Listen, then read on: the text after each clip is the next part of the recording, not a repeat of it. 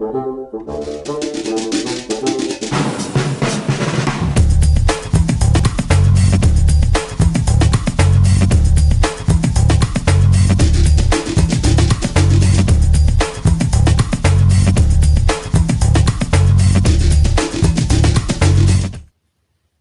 perkenalkan nama saya Isnaini Rambu IPA, NIM 3221012, Program Studi Pendidikan Matematika, Fakultas Keguruan dan Ilmu Pendidikan, Universitas Kristen Wirawacana Sumba. Video ini saya buat untuk memenuhi tugas akhir mata kuliah Geometri Analitik. Pada video ini, saya akan membawakan materi terkait titik dan vektor dalam bidang.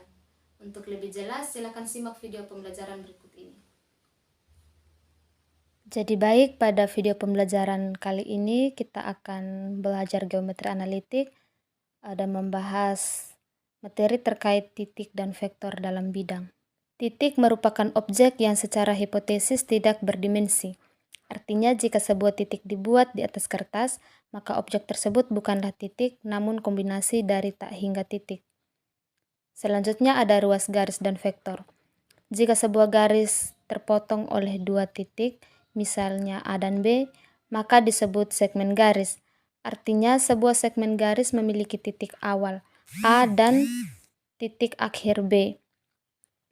Segmen garis memiliki panjang tetap terbatas, namun jika titik akhir B jatuh di tak hingga, maka diperoleh segmen garis dengan panjang semi tak hingga yang disebut trace. Selanjutnya ada jarak antara dua titik. Di sini ada titik A ke titik B. Ini disebut titik A dan ini titik B. Di sini ada sumbu X, di sini ada sumbu Y. Di mana untuk menghitung jarak dari A ke B itu menggunakan rumus Pythagoras, yaitu AB sama dengan akar dari X2 kurang X1 dikuadratkan ditambah Y2 kurang Y1 dikuadratkan. Untuk lebih jelas, kita coba mengganti nilai A itu sama dengan 6,2 dan B itu 8,4. Misalnya kita diminta untuk menghitung jarak dari A ke B. Kita dapat menggunakan persamaan yang ini.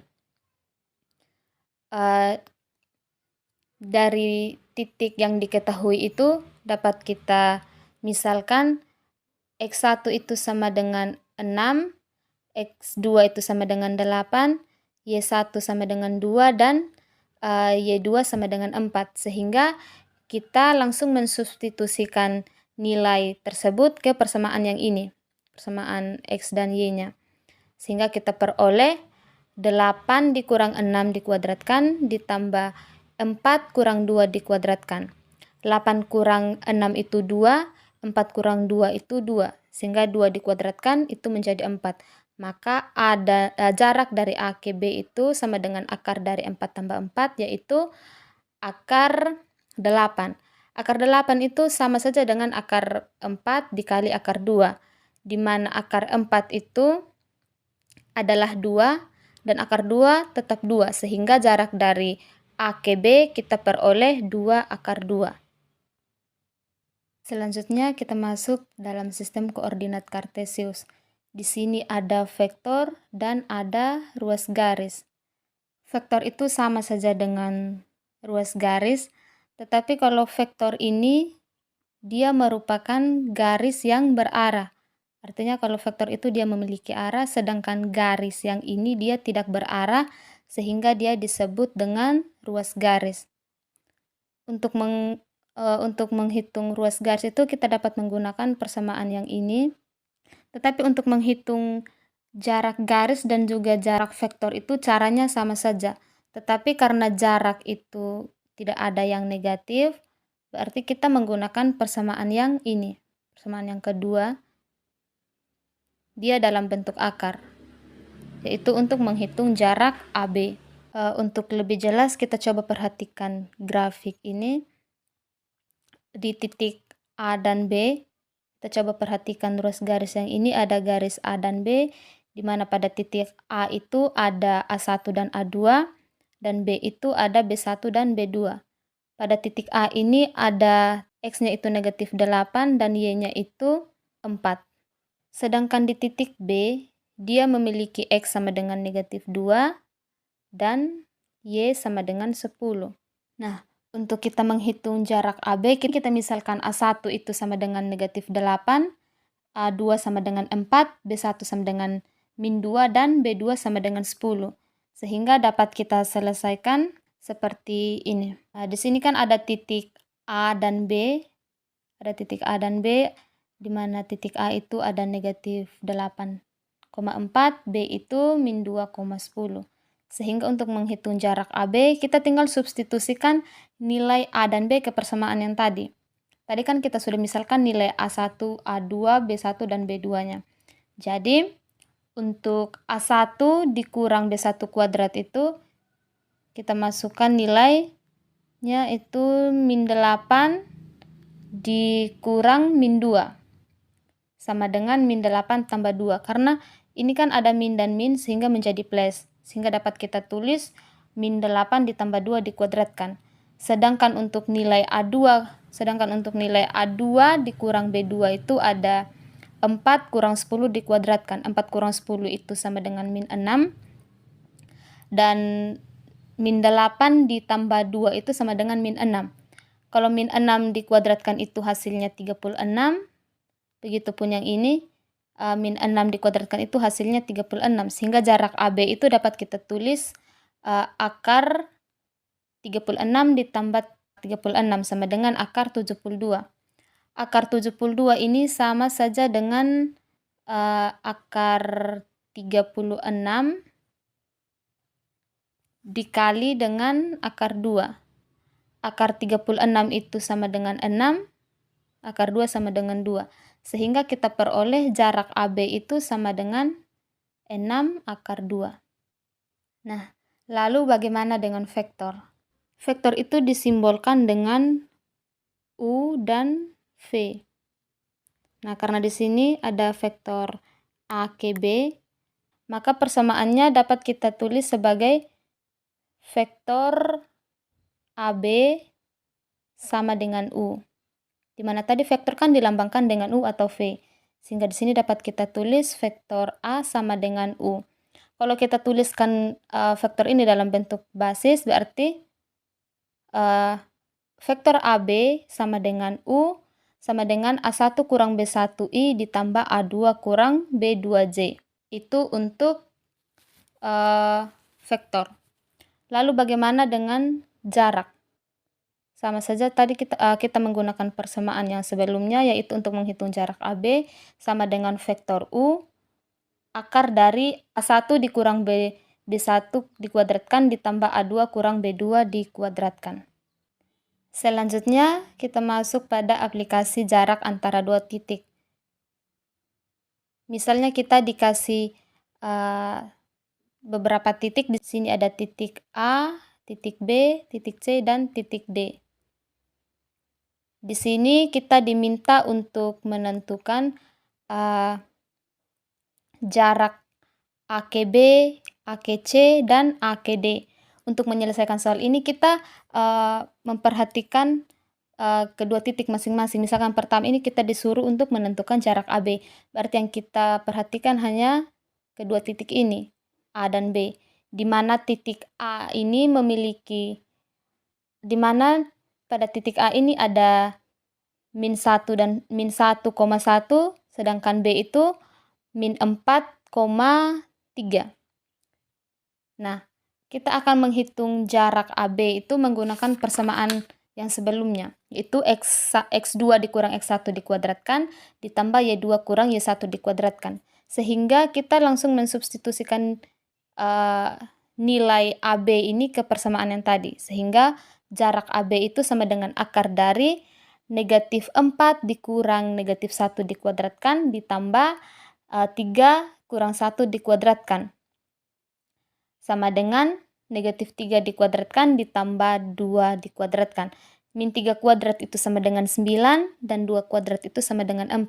Sehingga kita peroleh jarak AB itu sama dengan 13. Oke, yang selanjutnya ada AC.